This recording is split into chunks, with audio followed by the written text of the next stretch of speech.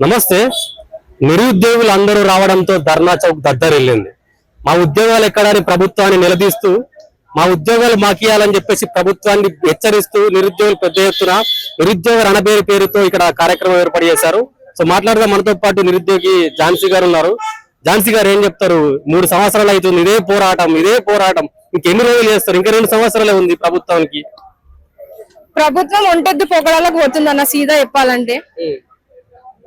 Congress party అధికారంలోకి రాకముందు వాళ్ళు ఇచ్చిన హామీలు, వాళ్ళు ఇచ్చిన మేనిఫెస్టో ఒక్కసారి మళ్ళీ చూసుకోమని నేను అడుగుతున్నా రేవంత్ రెడ్డి గారిని. ఏడాది తిరిగేలోపే 2 లక్షల ఉద్యోగాలు ఇస్తా, ఆ బాధ్యత నాది అని నువ్వు చెప్పినావు కదా ఆ రోజు సోమాజిగూడ ప్రెస్ క్లబ్ లా.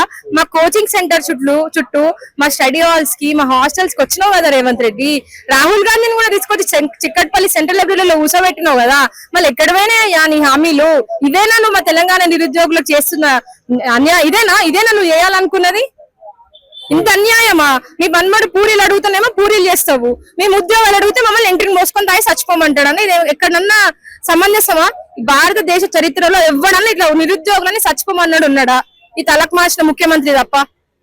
మేము ఎందుకు ఇంత దారుణంగా మాట్లాడుతున్నాం ఒక చదువుకున్న వాళ్ళం అయ్యింది కూడా అంటే మాకు కడుపుమంట.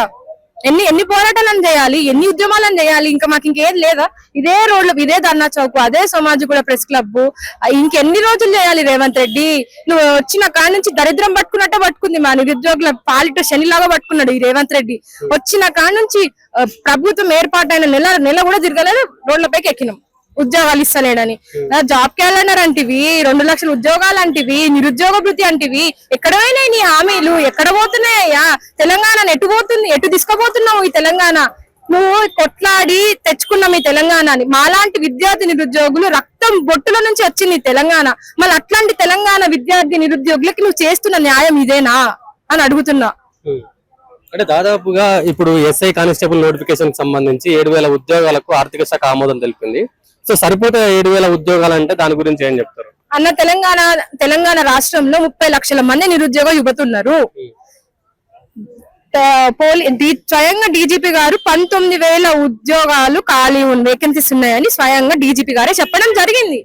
దాంట్లో రేవంత్ రెడ్డి గారు 5,000 ఇస్తాను చెప్పిండు. 5,000 ఇస్తే మేము కింద మీద వాడి రాస్తారోకలు ధర్నాలు చేయబట్టి 2,000 పెరిగినాయి. 19,000 ఖాళీలు, 30 లక్షల మంది నిరుద్యోగ యువత, 7,000 ఎట్లా సరిపోతాయని రేవంత్ రెడ్డి గారు సమాధానం చెప్పాలి. అసలు ఇప్పటి వరకు ఎస్ఐ కానిస్టేబుల్ అభ్యర్థుల పరిస్థితి ఏంది? ఈ అన్ననే నిలువెత్తు నిదర్శనం. ఎవరో కాదు, ఈయన కూడా కాంగ్రెస్ పార్టీకి పనిచేసిన ఆయననే, ఓటేసిన ఆయననే.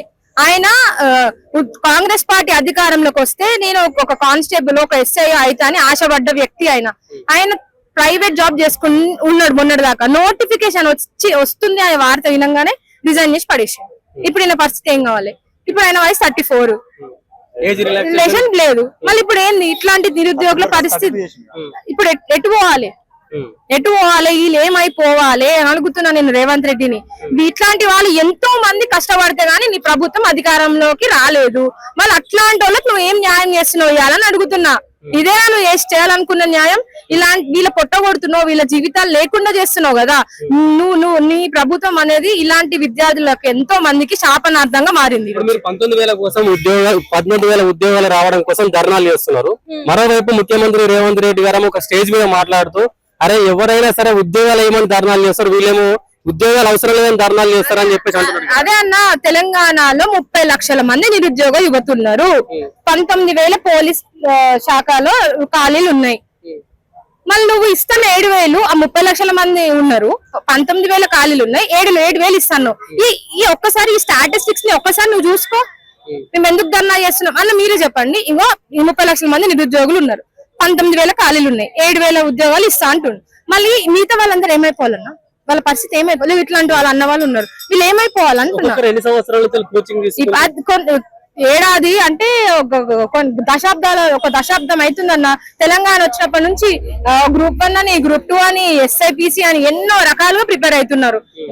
మొత్తం వాళ్ళ జీవితాన్ని కేవలం 4 గోడల మధ్యలో ఆ ఇరుకైన స్టడీ హాల్స్ కి అంకితం చేసుకున్నారు వాళ్ళ జీవితాన్ని అనేది.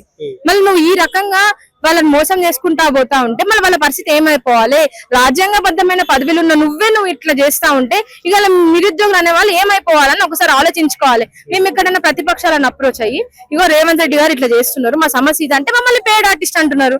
మళ్ళీ ఇది అంటే కాలుకు పెడితే మెడకు పెడితే కాలుకు అంటే మొత్తం మీద సమస్య పరిష్కారం చేయడం చేతగాక ఏదో బురద జల్లే ప్రయత్నంలో భాగంగానే ఇవన్నీ అడ్డమైన మాటలు మాట్లాడుతున్నారు.